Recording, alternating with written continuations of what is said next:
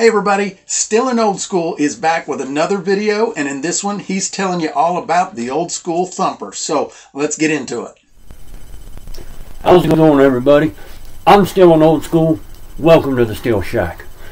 I want to say thank you so much for all the support and love you guys have shown for my first video. It wouldn't have been possible without support and love from all the ladies over at MeWe. Ladies, it's time for you to shine. You got this, and we got your back.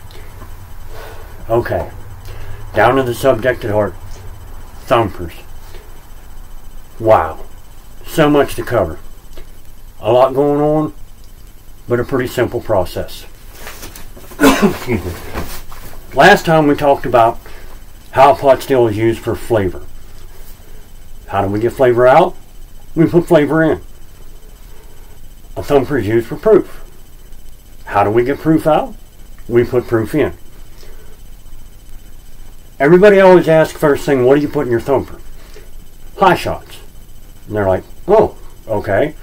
Well, how much? Just enough to cover the bottom of this arm. You hold this arm up off the bottom, about an inch is the magic number I've found.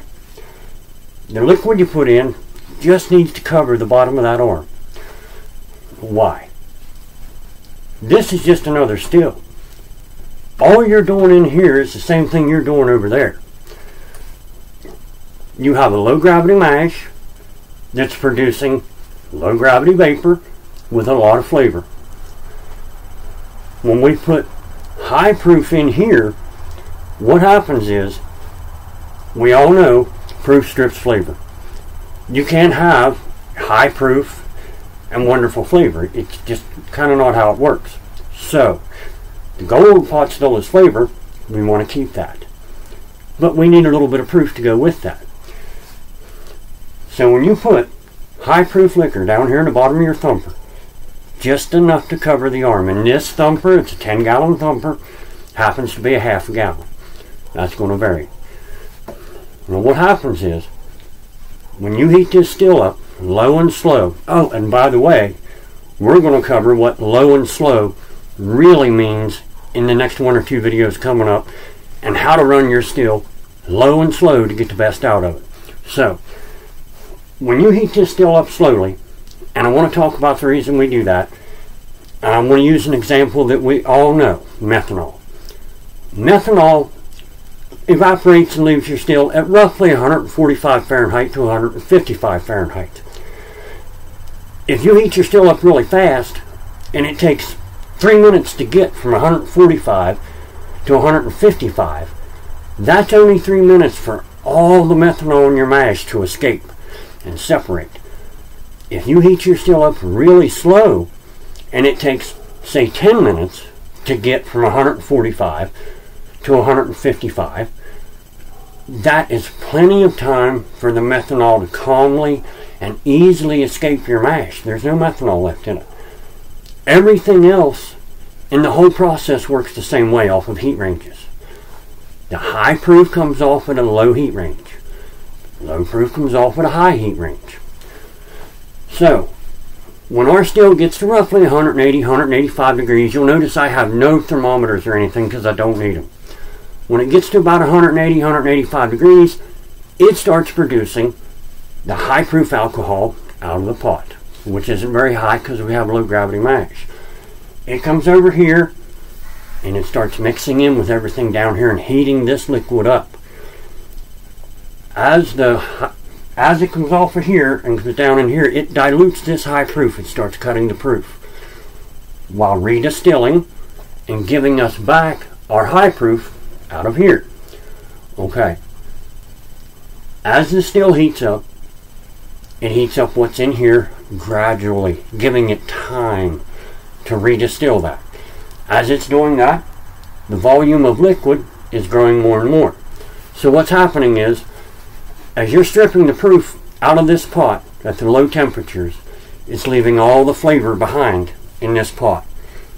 Any flavor that is carried over is left behind in the liquid that's building up in here slowly, because we have to get proof off first. As this process happens, as this liquid builds up in here, that's where the diameter of our arm is very important. Our still is heating up slowly, higher and higher temperature. This diameter of this arm, producing a large volume of vapor, is able to keep up with heating this expanding volume of liquid in here. It does it nice and slow and gradually. You don't want your liquid blasting down through this arm so fast and so hot that it's just bubbling up here and going right out the condenser. You need this to function as a second still, a steam vapor powered second still. As this volume of liquid raises in here, it takes more heat energy to heat that up. That's happening over here because as the higher proof alcohol is coming out, the steel is heating up slowly and slowly to get the lower proof alcohol out of it.